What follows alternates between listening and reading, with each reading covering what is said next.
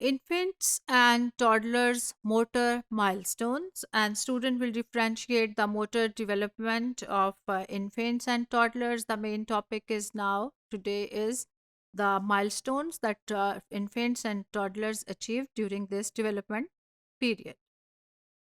Motor development, as you know, that refers to the changes in children's ability to control their body movements, from infants' first spontaneous waving and kicking movements to adaptive control of reaching. आप देखेंगे locomotion भी है इसके अंदर, and complex sports skills भी आ जाते हैं। बच्चा जब लाइट स्ट्रोक से शुरू होता है और फिर वो किकिंग वाली पोजीशन पे भी होता है, तो ये डिफरेंट माइलस्टोन्स बच्चा किस तरीके से हासिल करता है, आज हम इस लेक्चर में इसे क्लियर करेंगे। And as you know the motor development is just related to the changes that children just have the control ability to control their muscles, and typically they are categorized into two groups: gross motor। अब तो वैसे बहुत clear हो गया आपको कि दो हिस्सों में हम इसको तकसीम कर रहे हैं, motor gross motor skills and fine motor skills. As you know, the gross motor skills are involved in movement and coordination of the arms, legs, and other large body parts. तो जो बड़े हिस्से हैं जिस्म के, उनको मूव करना और उनकी जो नकलो हरकत है और डेवलपमेंट है, वो ग्रॉस मोटर स्किल्स में हम ऐड अप करते हैं। और जब हम देखते हैं कि ये they involve actions like running, crawling and swimming. तो बच्चे जब इन्फेंट्स हैं और टॉडलर्स हैं तो पहले उनका क्रॉल करना, फिर खड़े होकर चलना, और फिर इसके साथ साथ वो जब भागते हैं या कोई और जैसे स्विमिंग की तरफ ले जाएं बच्चों को, तो ये जो इसमें मसल्स इन्वॉल्व होंगे सारे के सारे, वो ग्रॉस मोटर मसल्स होंगे, और जो स्किल्स होंगी इनको हम ग्रॉस मोटर स्किल्स का नाम देते हैं। Factors that influence the development of gross and fine motor skills include growth of the child, in environment and genetics, muscle tone and gender. Children enhance their skills and develop at an appropriate rate. So fine और gross motor skills जो हैं ये depend कर जाते हैं इसके साथ साथ उनके जेंडर के ऊपर, वो लड़का है या लड़की है, उसी तरीके से इनकी जो डेवलपमेंट है वो प्रोग्रेस कर रही होती है। और बहुत दफ़ा हम देखें कि जो फाइन मोटर स्किल्स है वो भी डिपेंड करते हैं इसके जेंडर के ऊपर, जेनेटिक्स के ऊपर, आपने क्या इनहेरिट किया है अपने फैमिली से और इन्वायरमेंट से, और उनकी मसल टोन जो है, जो उज़लात की जो कनेक्टिविटी है वो किस तरीके से जा रही है। So this is very different. Many factors are just influencing on the development of those motor skills.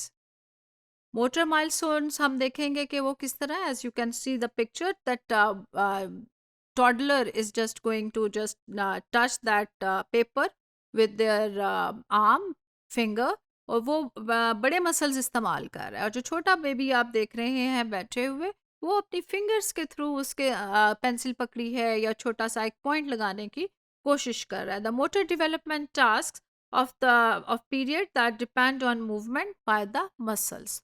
तो मसल्स भी देखें आपके दो मूवमेंट्स पे ही डिपेंड कर रहे हैं, ग्रॉस एंड फाइन मोटर्स पे।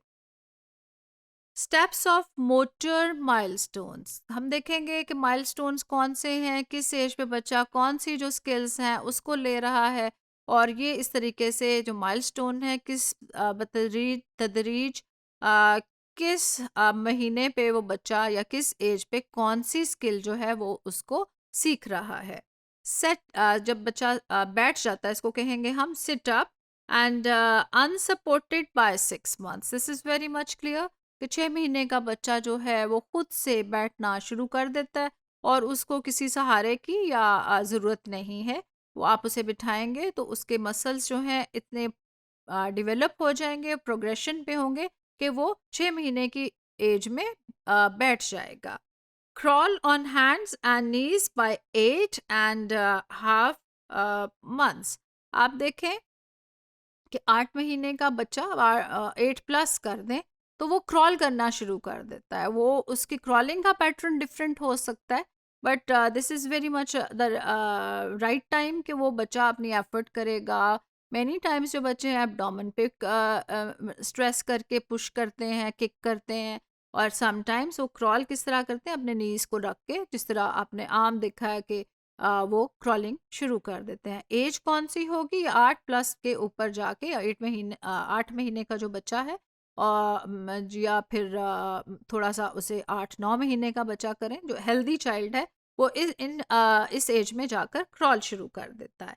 स्टैंड अनअसिस्टेड बाय 10.5 months, और जो बच्चा खड़ा कब होना सीख लेता है, डेफिनेटली ये जो एक क्रॉलिंग के बाद की स्टेज है वो खड़े होना है।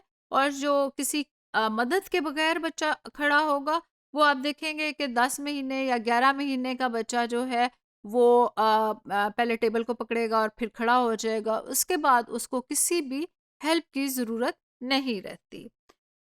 देन द लास्ट उसका जो एक माइलस्टोन उसने अचीव करना है is walk unassisted bye 12 months।